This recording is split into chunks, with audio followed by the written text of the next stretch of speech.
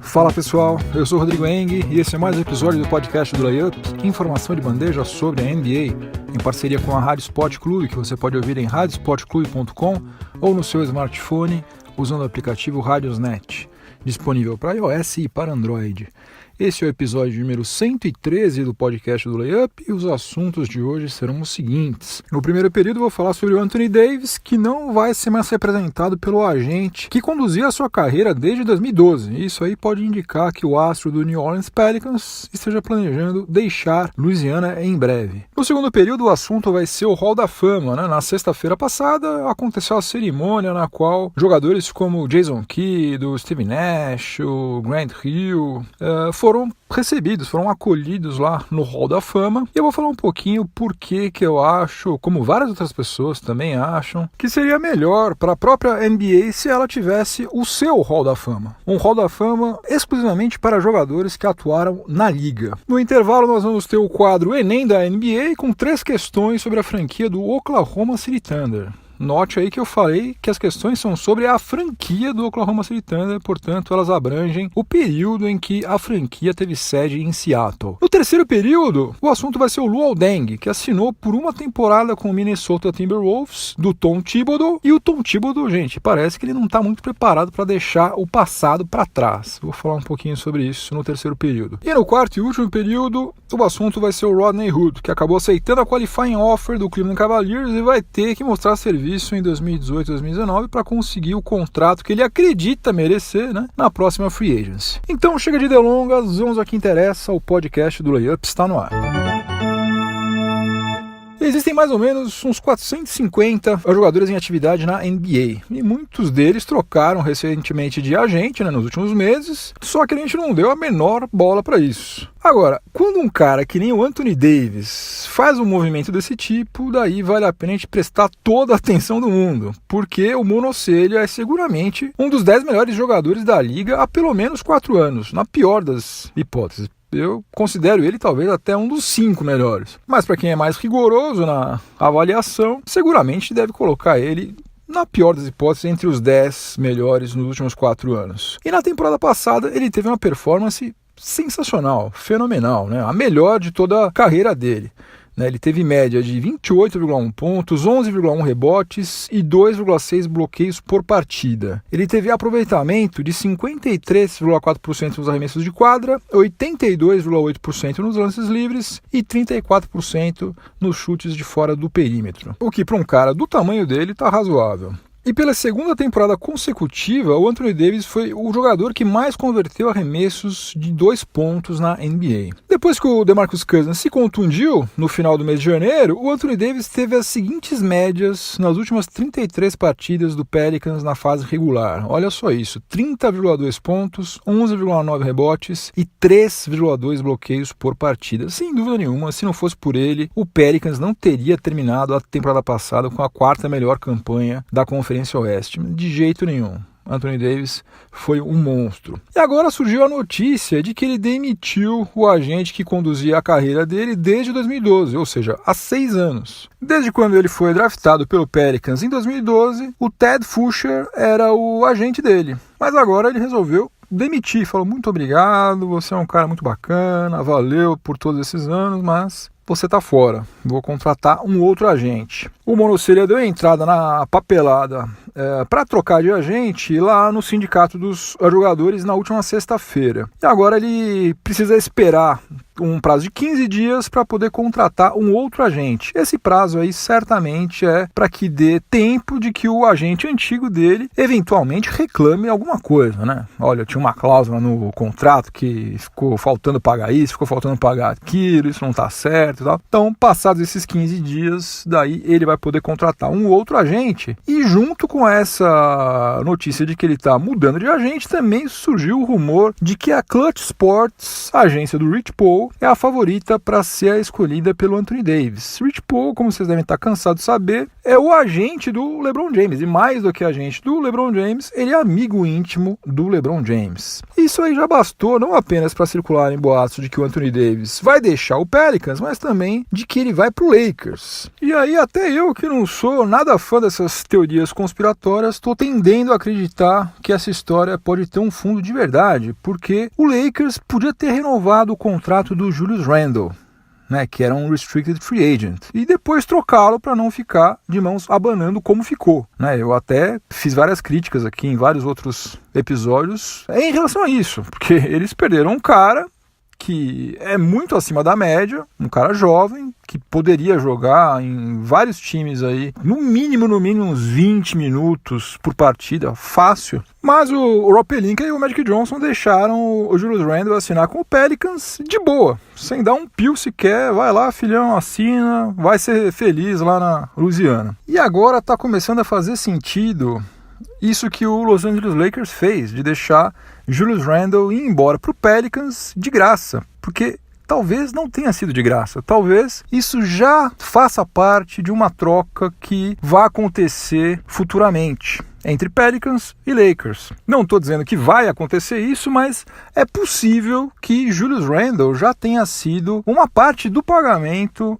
que o Lakers vai fazer para poder contar com Anthony Davis. E se for isso mesmo, daí todo torcedor do Lakers vai ter que inundar o Twitter com aquele meme do Orson Welles batendo palma no filme Cidadão Kane, né, pro Rob Pelinka e pro Magic Johnson, porque realmente é uma jogada de mestre, né, uma tacada de mestre. Eu fiquei chateadíssimo da gente perder o Julius Randle, mas se for para contratar Anthony Davis, daí, putz, valeu muito a pena. E lembrando o seguinte, o Anthony Davis tem apenas 25 anos de idade e ele tem pelo menos mais 2 anos de contrato com o Pelicans. Agora, se a ideia dele é jogar junto com o LeBron James, dificilmente ele vai esperar até 2020. Né? Porque daí LeBron James vai estar chegando nos 36 anos de idade e ele vai estar indo para o seu último ano de contrato com o Lakers. Resumindo, eu estou tentando conter a euforia aqui, mas eu acho que existem chances consideráveis de que a gente acabe vendo LeBron James e Monocelha juntos no Lakers, e talvez antes do que a gente possa imaginar.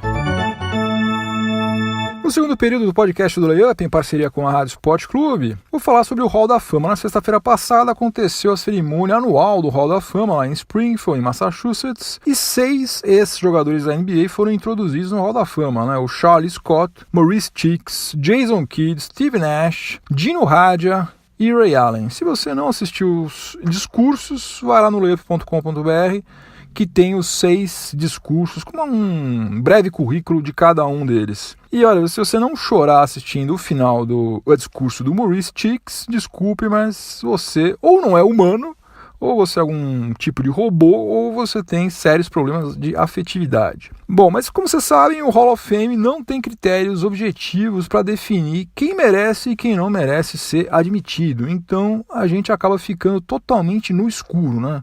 Será que o cara ter sido campeão olímpico pesa mais ou menos do que ele ter sido campeão da NBA? Não sabemos. Será que o cara ter sido All-Star é mais importante ou menos importante do que ele ter sido All-NBA? Também não fazemos a menor ideia. Será que um cara que teve uma carreira longa e de alto nível pesa menos ou pesa mais do que um cara que teve uma carreira curta, só que nessa carreira curta ele ganhou tudo? Também não sabemos. Na verdade, a gente não sabe de absolutamente nada. Eu tenho a impressão de que o cara ter influência nos bastidores é mais importante, por exemplo, do que o cara ter passado 10 temporadas consecutivas marcando 20 pontos por partida. E nesse ano a gente teve um exemplo dessa disparidade aí com o Mo Cheeks, né? O Maurice Cheeks, que é gente finíssima, foi um jogador acima da média, né? E também entrou no Hall da Fama pelo fato de estar na NBA há 40 anos, né? Não quero tirar o mérito dele de forma alguma, um cara sensacional. Ele foi campeão pelos Sixers em 83, foi 4 vezes All-Star, foi 5 vezes All-Defensive Team, foi técnico do Portland Trail Blazers, foi técnico dos Sixers mesmo, trabalha como assistente técnico do Oklahoma City Thunder já há muitos anos. Teve uma passagem de um ano, de uma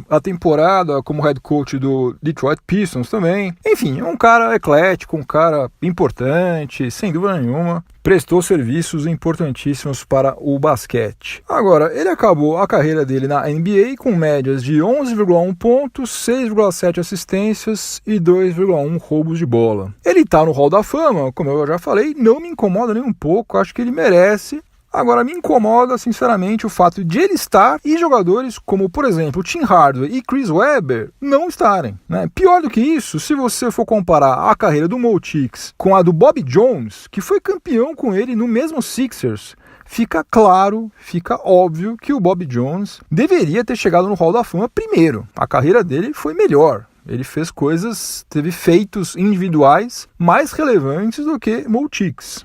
E Bob Jones não está no Hall da Fama. Se você acha que eu estou viajando, dá uma entrada lá no Basketball Reference e compare as estatísticas e os feitos individuais do Bob Jones com o Mo Cheeks e você vai ver que eu estou certo, eu não estou maluco não. Bob Jones foi mais jogador do que Maurice Cheeks. Por isso eu acho que a NBA deveria criar o seu próprio Hall da Fama e deixar transparente quais são os critérios adotados para que um jogador receba essa honra. A honra de dizer que, olha, eu sou membro do Hall da Fama. Pode ser título, pode ser estatística, prêmios individuais, longevidade, que mais? Seleção para All-Star Games, seleção para All Defensive Team, para o All NBA Team. Enfim, dá para fazer uma coisa justa, né? Você pega e fala, olha, os critérios são esses aqui, quem preencher esses requisitos vai estar automaticamente no nosso Hall da Fama. E também, tudo bem, não vejo problema se tiver espaço para alguns critérios subjetivos. Porque, por exemplo, por mim, um cara que nem o Muggsy Bogues, que media 1,60 m e jogou 13 anos na NBA, chegou a registrar um duplo-duplo em médias de pontos por partida e de assistências. Um cara como esse também prestou serviços incomensuráveis para a NBA. Porque todo molequinho baixinho que via Muggsy Bogues jogando, fala, pô, peraí, se esse cara consegue jogar, eu também consigo. Enfim, essa ideia aí não é minha, é algo que já vem sendo discutido desde a década de 2000, pelo que eu me lembro, pelo menos, mas acho que já passou da hora de ser colocada em prática. Então acho que um belo dia a NBA deveria chegar e falar, olha, o nosso Hall da Fama foi criado, os nossos critérios são esses aqui, pelos nossos critérios já estão automaticamente no nosso Hall da Fama fulano, cicrano, beltrano, tal, lista todo mundo, e agora a partir desse ano nós vamos começar a fazer as cerimônias de introdução dos ex-jogadores no nosso Hall da Fama, exatamente como faz já há várias décadas o Naismith Hall of Fame. Chegamos ao intervalo do podcast do Layup em parceria com a Rádio Sport Clube e vamos fazer o nosso quadro Enem da NBA, no qual eu pinço 3 questões que fazem parte da série de quizzes que você encontra lá em layup.com.br, quizzes exclusivamente sobre a NBA. E hoje as nossas 3 questões serão sobre a franquia do Oklahoma City Thunder. Como eu já falei na abertura, esse é um daqueles casos em que a franquia mudou de sede e de nome também, mas para todos os efeitos é a mesma franquia. Então, quando você for responder, tenha sempre em mente de que as perguntas se referem à franquia como um todo e não apenas às temporadas da franquia em Oklahoma City. Então vamos começar. A primeira pergunta de hoje é a seguinte: considerando-se que 3 dos melhores jogadores da NBA em todos os tempos foram draftados pelo Oklahoma City Thunder no intervalo de apenas 3 anos, qual dessas alternativas está correta? Alternativa A. James Harden foi a 2ª escolha no draft de 2009. Alternativa B. Kevin Durant foi a 3ª escolha no draft de 2007. Alternativa C. Russell Westbrook foi a 1ª escolha no draft de 2008.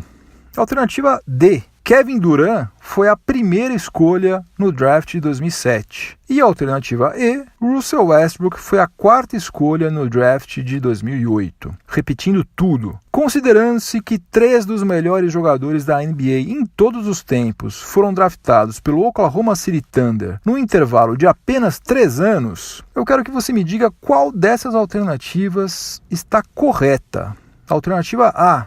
James Harden foi a 2ª escolha no draft 2009. Alternativa B. Kevin Durant foi a 3ª escolha no draft de 2007. Alternativa C. Russell Westbrook foi a 1ª escolha no draft de 2008. Alternativa D. Kevin Durant foi a 1ª escolha no draft de 2007. E a última alternativa, alternativa E, Russell Westbrook foi a 4ª escolha no draft de 2008. Tempo! A alternativa correta era a alternativa E. Russell Westbrook foi a 4ª escolha no draft de 2008. A franquia do Oklahoma City Thunder nunca teve a primeira escolha em um draft da NBA. Imagina só uma franquia draftar James Harden, Kevin Durant, Russell Westbrook sem nunca ter tido a primeira escolha. Pois é, foi isso que aconteceu. O Kevin Durant foi a 2ª escolha em 2007 e o James Harden foi a 3ª escolha em 2009. E, portanto, o Westbrook, como eu já falei, foi a 4ª escolha em 2008. Segunda pergunta de hoje. Eu quero que você me diga também qual é a alternativa correta. Alternativa A. A franquia do Oklahoma City Thunder nunca foi campeã da NBA. Alternativa B. A franquia do Oklahoma City Thunder já disputou 4 finais da NBA. Alternativa C. A NBA já teve outra franquia com sede no estado de Oklahoma. Alternativa D. A franquia do Oklahoma City Thunder foi fundada em 2008. E a alternativa E, a franquia do Oklahoma City Thunder disputou somente uma final da NBA. Repetindo tudo, eu quero saber qual dessas alternativas está correta. E elas são as seguintes. Alternativa A, a franquia do Oklahoma City Thunder nunca foi campeã da NBA. Alternativa B, a franquia do Oklahoma City Thunder já disputou 4 finais da NBA.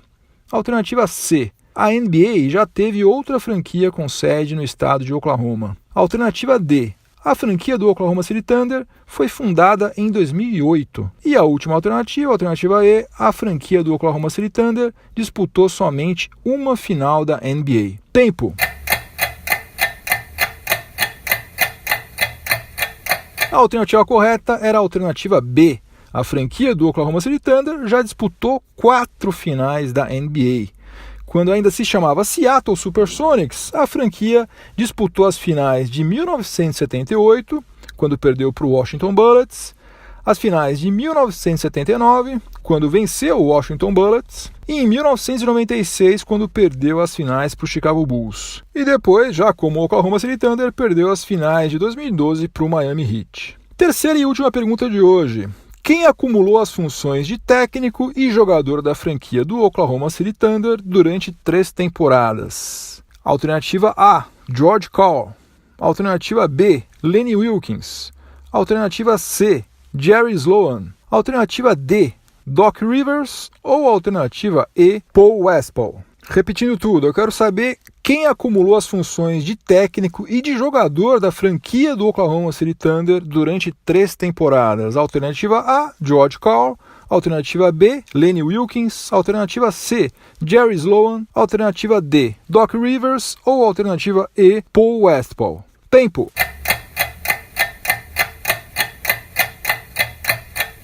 Acertou quem respondeu Lenny Wilkens, alternativa B. Lenny Wilkens foi jogador e foi técnico simultaneamente, acumulou essas 2 funções do Seattle Supersonics durante as temporadas 1969-70, 1970-71 e 1971-72. Gente, se vocês quiserem responder as outras 7 perguntas que fazem parte desse quiz, é só entrar lá em layup.com.br, ou se você quiser responder qualquer um dos outros vários quizzes que tem lá, é só acessar. É tudo gratuito e ao final de cada quiz você não somente fica sabendo qual era a alternativa correta, como também a explicação, o motivo pelo qual aquela alternativa estava correta.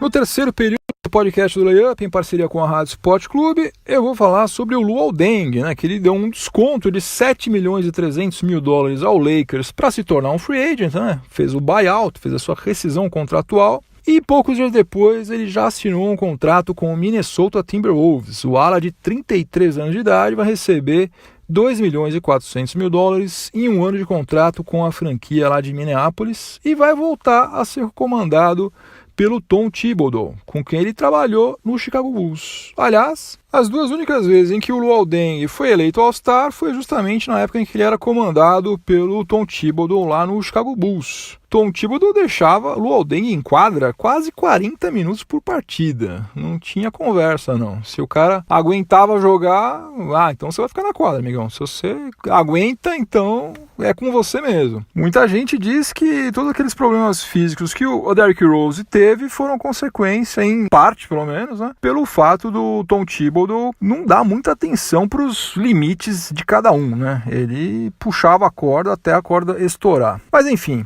agora o elenco do Minnesota Timberwolves tem nada menos do que 4 jogadores que foram comandados pelo Tom Thibodeau no Chicago Bulls. O Derrick Rose, o Jimmy Butler, o Taj Gibson e o Luol Deng. E se o Joakim Noah for dispensado pelo New York Knicks, eu não duvido nada que o Tibbs vá atrás dele também. Olha, eu entendo alguém querer contratar jogadores que ele conhece, que ele confia, né? Principalmente em se tratando de Jimmy Butler, que é um cara relativamente jovem ainda e que joga demais. Agora, o Tom Thibodeau já foi longe demais com essa história aí, né? Até porque aquele Bulls foi muito bem nas temporadas 2010, 2011 e depois na 2011 e 2012. Só que caiu demais de produção nas 3 temporadas seguintes, né? Nos outros 3 anos não foi essa maravilha toda, não. E em 2018, você querer reproduzir o sucesso de um time que foi montado em 2010 é um negócio quase delirante, né? No mínimo, o Tibbs está desconsiderando que todo mundo está 8 anos mais velho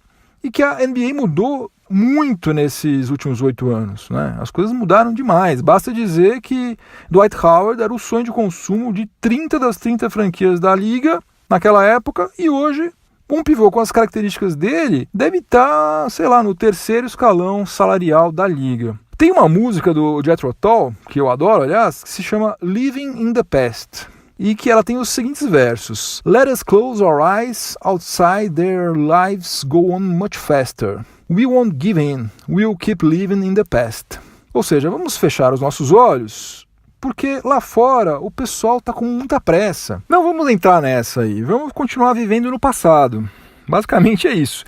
Sei não, mas eu acho que o Tibbs gosta mais de Living in the Past do que eu. E o pior é que o Tom Thibodeau é o presidente de operações de basquete do Minnesota Timberwolves e também é o técnico. Então ele tem uma conversa meio de maluco consigo mesmo antes de tomar essas decisões, né? E obviamente ele sempre concorda com ele mesmo. Alguém pode dizer o seguinte: mas é um contrato barato, né? 2.400.000 e é só de 1 ano, então se não der certo, tudo bem. Não tem grande risco aí. Isso aí é uma meia verdade, né? Porque o Luol Deng vai estar ocupando a vaga de um jogador mais jovem, com um salário eventualmente até mais baixo do que esses 2.400.000 e que poderia aproveitar esses minutos aí para ganhar experiência e para evoluir, né? Enfim, tomara que dê tudo certo, tomara que o Luol Deng e o Derrick Rose revivam juntos aquela temporada fabulosa de 2010, 2011, mas sendo realista, eu acho que as perspectivas definitivamente não são muito boas para o Minnesota Timberwolves. E tem outra coisa, eu duvido muito que o Karl-Anthony Towns esteja gostando dos rumos que a franquia está tomando e preciso lembrar que, infelizmente, por enquanto, ele ainda não assinou a extensão contratual dele, então é bom o Tom Thibodeau abrir bem o olho dele, hein?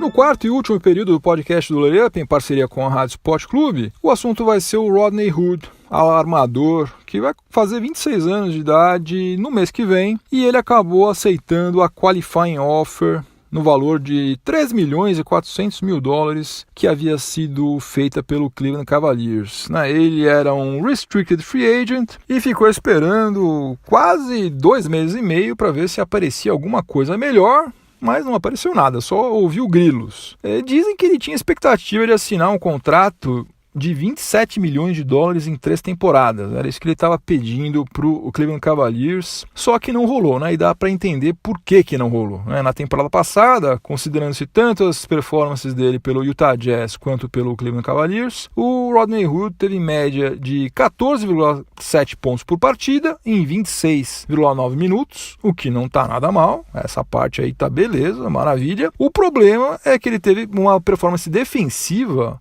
abaixo da média tanto no Jazz quanto no Cleveland Cavaliers, e um aproveitamento de apenas 42,9% nos arremessos de quadra, quando a média da NBA na temporada passada foi de 46%, ou seja, o cara é um shooting guard que marca mal e converte menos arremessos de quadra do que a média da liga. Então, um cara desse dificilmente ia conseguir realmente um contrato de 27 milhões de dólares. Sem falar que as performances dele nas duas edições dos playoffs das quais ele participou, uma pelo Jazz em 2017 e outra agora pelo Cavs, foram um fiasco, né? Esse ano, não sei se vocês se lembram, ele acabou perdendo minuto para o Cedi Osman e ainda se recusou a entrar em quadra no final daquele massacre no jogo 4 do Cavs sobre o Toronto Raptors. Amargou um banco bonito durante todo o jogo, ficou assistindo o time jogar muito bem sem ele, e daí no finalzinho do jogo, Tyronn Lue chamou ele para entrar em quadra e ele falou que não ia entrar. Imagina só, o cara ganha salário, é pago, tudo bonitinho, tudo em dia, tá nos playoffs, o seu técnico manda você entrar em quadra e você não entra. Isso aí deve ter acendido todos os alertas vermelhos possíveis e imagináveis para os general managers da NBA, né? O cara é encrenca. Bom, agora em julho de 2019 ele vai se tornar um free agent, e daí, dependendo do que ele mostrar nessa temporada, que está prestes a começar, ele pode conseguir um contrato mais interessante do que esse atual. Pode ser que o Cavs ainda faça algum movimento para dar uma mexida no seu elenco, principalmente para tentar desovar alguns contratos que não são nada interessantes, como o do Kyle Korver e do J.R. Smith. Mas em princípio o Rodney Hood vai ter que brigar por minutos com outros 3 ala-armadores de ofício, o Kyle Korver, o J.R. Smith e o David Nwaba. Eu imagino que ele esteja rezando todas as noites para que o Kobe Altman, né, o general manager do Cleveland Cavaliers, consiga passar para frente o contrato ou do Kyle Korver ou do J.R. Smith. Porque se isso acontecer, inevitavelmente ele vai ter mais minutos de quadra, e tendo mais minutos de quadra, ele vai ter mais oportunidade para garimpar aquele contrato que ele julga ser merecedor. Acionei a minha bola de cristal aqui para dizer o seguinte: eu acho que sem LeBron James lá em Ohio vai ter menos cobrança, naturalmente vai ter menos pressão, e o nosso amigo Rodney Hood, que ainda é relativamente jovem, né, como eu falei, ele ainda vai fazer 26 anos de idade, ele vai conseguir registrar algumas estatísticas aí bacaninhas, e por conta disso vai ter mercado para ele na NBA em 2019.